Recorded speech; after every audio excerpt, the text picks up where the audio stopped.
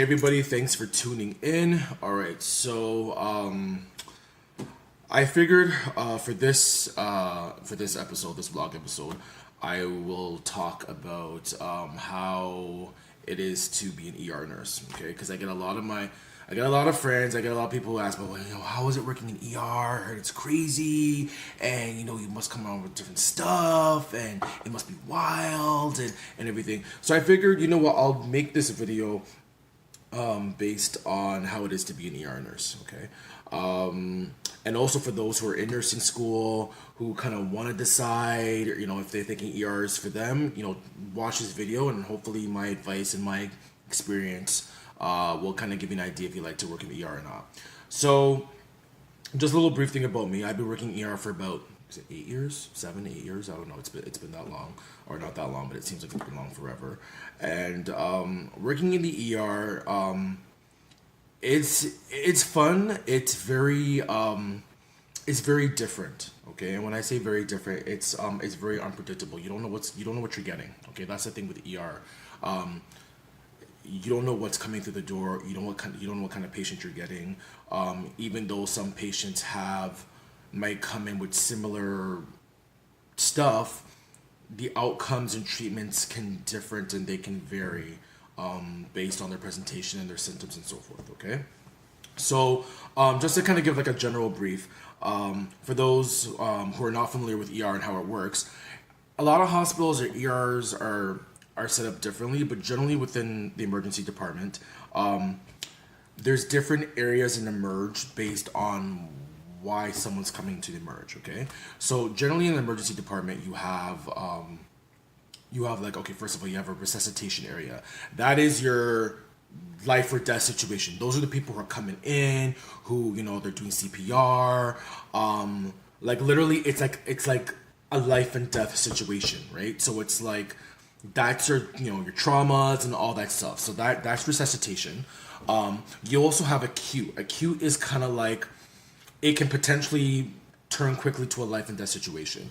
So for example, someone coming in with a heart attack and then they need to go to a cath lab and whatnot, or someone who is extremely short of breath and they can get into respiratory distress, overdoses, stuff like that. Those are like generally, like you're very acute, that needs to, like, you can't wait too long, like it's like a matter of minutes at that point, right? Then you will get into like a subacute area. Now this is where it's concerning. There's some time that can, there's some leeway time, but if you wait too long, then it can get really serious and become a matter of life and death situation. So normally, again, this is like, your chest pains and so forth and whatnot. Moving right along, then there's like now different hospitals might call this different areas. Some call it like a RAS, which is a rapid assessment zone. It doesn't mean that it's really fast, or a FAS, which might be like a fast assessing zone. Basically, in hindsight, it's basically like a walk-in clinic. And when I say that, it's like people who come in because they have abdo pain, they might, been vomiting so many times, and they just feeling generally unwell. There's that. Then there's also, now again, different emergency departments call this, might have different names for it, fast track. I personally don't like the term fast track because it's very misleading, because people think, oh, I'm going to get there and get done quick and I'll be out there in less than like 10 minutes. No, it's not that. Fast track, or I don't know what other areas I might call it. This is generally where you get like people who might have broken their bones, they might have like cut themselves, they need stitches, they might have something caught in their eye or ear and so forth. Something that doesn't generally need a lot of medical intervention, or it might just mean, you sprained, x-ray you, cast you up, you follow up with appointment. That's generally where that area is, okay? Also, you do have, and I do want to stress on this because this is really important, a lot of emergency departments have this, some don't, but a lot of major emergency departments have this, a mental health area. I can't speak so much for the United States just because I'm from Toronto and I'm Canadian, but I can speak, especially being a nurse working in the GTA, in the Greater Toronto area. The mental health the mental health population has just increased tenfold. It's ridiculous. From the time I started in nursing till now, we get a lot of people coming in who are in episodes of psychosis, who are depressed, who are stressed out, who are having anxiety, panic attacks.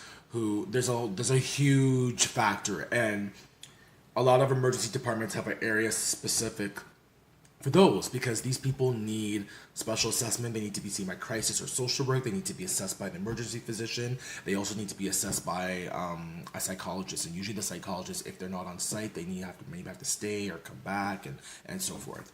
So that's kind of generally how the emergency department works. Now, with working in emergency in ER, generally, like I said, you don't know what you're getting, and things can happen just like that. You can have a patient that can come in, with one complaint, and all of a sudden, things change, and all of a sudden now they get really sick, and now you got to do another course of treatment. So, with emergency medicine, the way how ER works is, we focus on what their complaint is, right? We focus on their complaint. That's just generally how it is. If you're coming in with chest pain, we're focusing on your chest pain. We're not focusing on your sore foot that you've had for 5 months. Okay, that's not the concern. You might bring that up, and that might be a medical history that we'll put that on your chart. But if you're coming in and telling us that, I've been having chest pains for the past 3 hours, it's like right here in the epigastric area, it feels sharp, it's like an 8 out of 10, it's spring towards my back, that's what we're concentrating on, because we want to make sure you're not having a heart attack. Okay, so we're more focused, detailed on that. The thing with the merge, working in the ER too, is that it can be draining. It is draining. I'm not gonna lie to that, because working in the ER, there's such a huge turnover in the sense of patients. Depending on the area that you're working at, you can have anywhere, like usually when you work like in the resuscitation or acute area, you might have 3, 4, or 5 patients throughout the day. But if you work in other areas like subacute or fast track, or like the RAS or FAS or whatever, how they call that department, because it's like a cycling area for the most part, you're seeing patients on and off, on and off, on and off, on and off.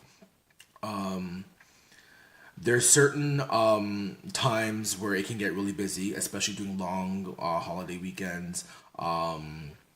It can also, especially Christmas is the worst. A lot of people think that, Christmas is so easy, it's chilled and whatever. Actually, no, Christmas is really busy because a lot of doctors' offices and walk-in clinics are closed. Unfortunately, people use the emergency department as a resource. A lot of people, they're with family and friends, they get sick, they're stressed out, they're doing a lot of stuff.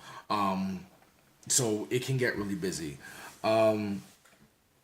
Also, working in the emergency department, and this is one thing that, one question all my friends ask me, and they're like, how do you deal with traumas? How do you deal with death? How do you deal with, doing CPR on somebody, and like, doesn't that gross you out? The thing with working in ER, and if anyone who works in ER, feel free to comment and you can agree or disagree with me with this. Because we only know this patient, like we've literally have only known this patient for like a very short period of time. So it's hard for us to really connect with this person and to build a relationship with them. They've come in with their complaint, or they've come in with a serious illness, or they come in VSA. For those who live in the States, that's DOA, dead on arrival. VSA for us is vital signs absent. So we're just trying to fix the problem, right?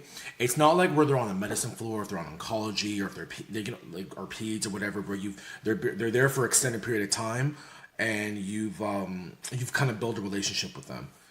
We're there just to fix the problem. So for us to build an attachment, it's very difficult. Like, if someone's coming in and we get a patch from the EMS.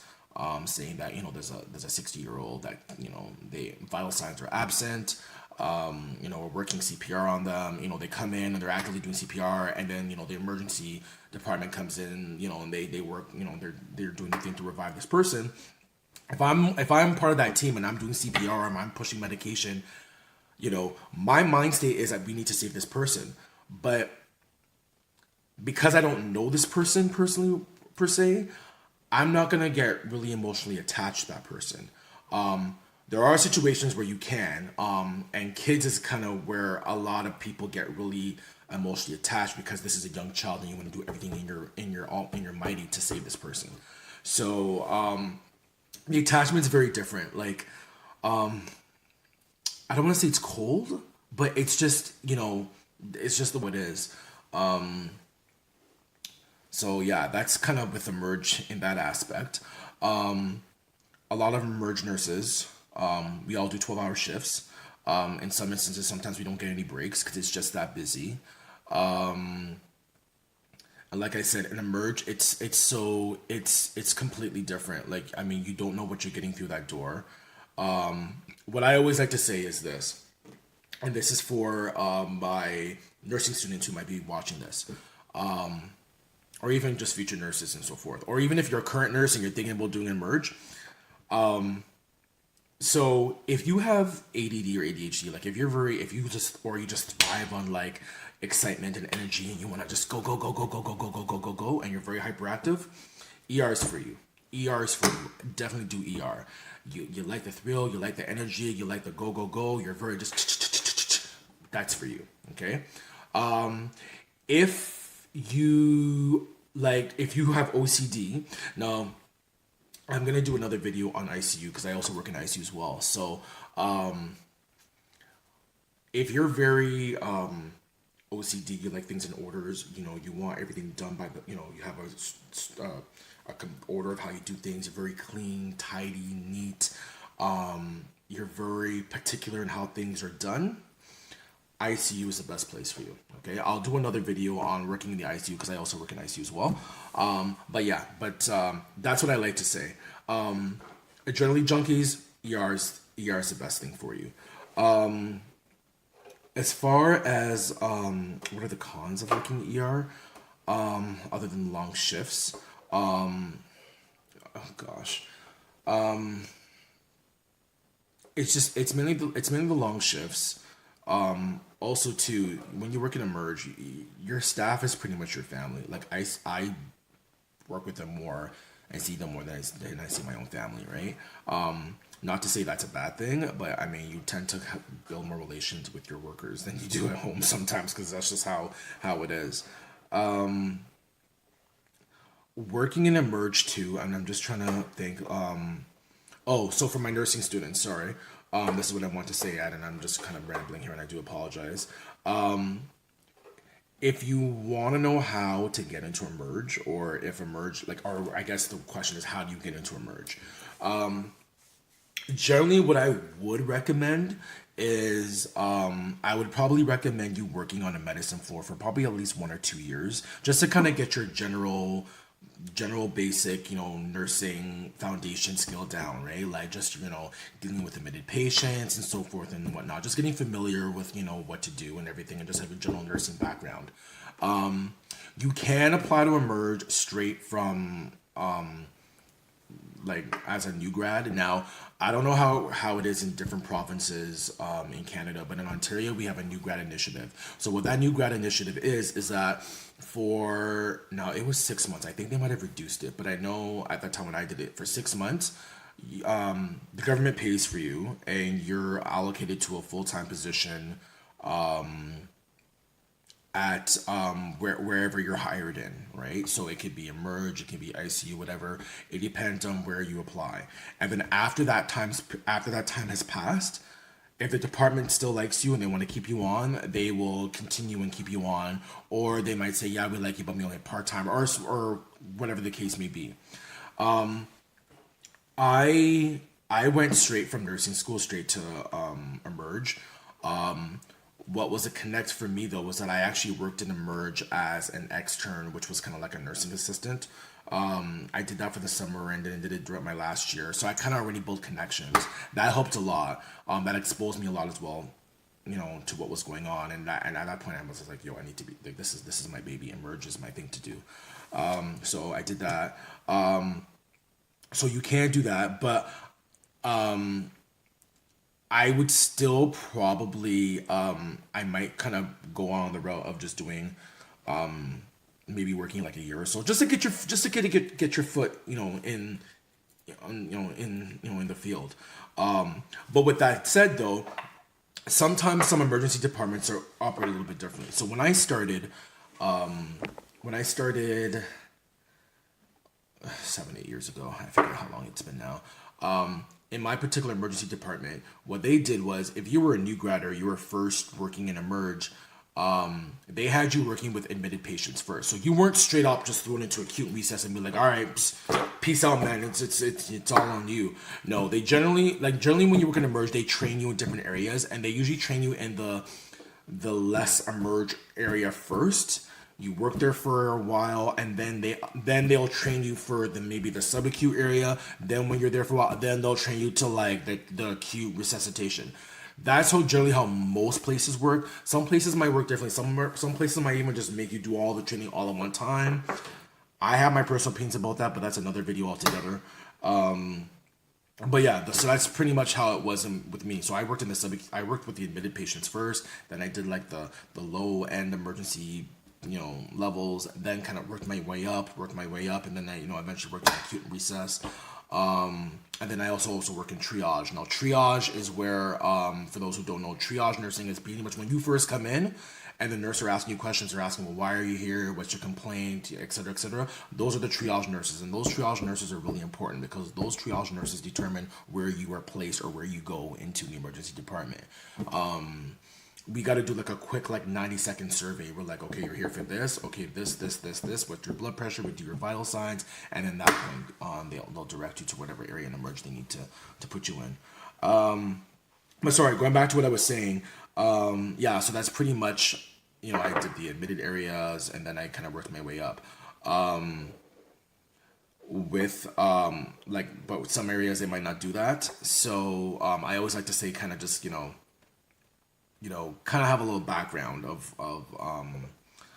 like maybe work on the floor for like 1 or 2 years. But I mean, if you feel you can go straight into merge and maybe you did your pre-grad, if you did your pre-grad,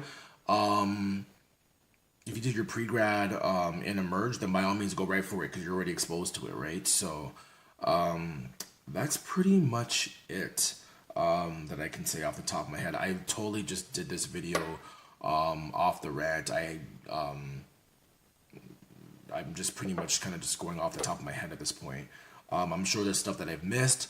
But yeah, that's pretty much how it is working in the ER. It's fun. It's exciting. It can be energy draining. Yes, people do come in. You do get some very interesting cases. Yes, that show, untold stories of the ER, or I think there's like sex stories of the ER. It's true, that does happen. I've come across a lot of interesting cases. I won't share that with you right at this present time. But yeah, there's been you get a lot of crazy stuff. And I'm telling you, you see everything. You can, and this is one thing I like about Emerge. 1 minute you could be taking care of like a 5-month-old, right? And then the next minute you're taking care of a 99-year-old, right? So there's a different variety of patients that you take care of, and I think that's why I like working in Emerge, because you literally your assessment skills is on point in the sense of like the age population, right? That is about it. That's all I can think of right now. I'm sure there's more, and if there is, I'll probably add some more or probably do another video. But yeah, that's it. So that's how it is working as an ER nurse. Feel free to comment below. Let me know if there's any nurses out there who are ER nurses. Let me know. Post your opinions and comments. If there's anyone has any questions, if there's any nursing students watching this, if you have any questions, comments, inquiries, feel free to like comment and ask below. I'll try to answer them. And yeah, that's about it. I'm gonna head off to the gym right now because I need to get my cardio and my weightlifting on. So, at any rate, take care. Peace.